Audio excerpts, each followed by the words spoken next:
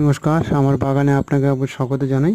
কলা বাগানে নিয়ে এসেছি আবার কাঁঠালি বাগান, কাঁঠালি কলার বাগান। আমরা কাঁঠালি কলার উপকারিতা জানি, কিন্তু কোন সময় খাবো, খেলে কতটা বেশি উপকার পাবো সেইটা জানবো। অ্যাকচুয়ালি কাঁঠালি কলা বা পাকা কলার সঠিক সময় হচ্ছে সকালে।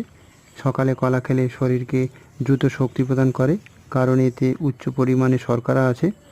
সকালে কাঁঠালি কলা খেলে কলার পটাশিয়াম থাকায় হৃদরোগ প্রতিরোধ করে ও পেটের সমস্যা দূর করে। পেটের অস্থিরতা থাকলে তা দূর হয়।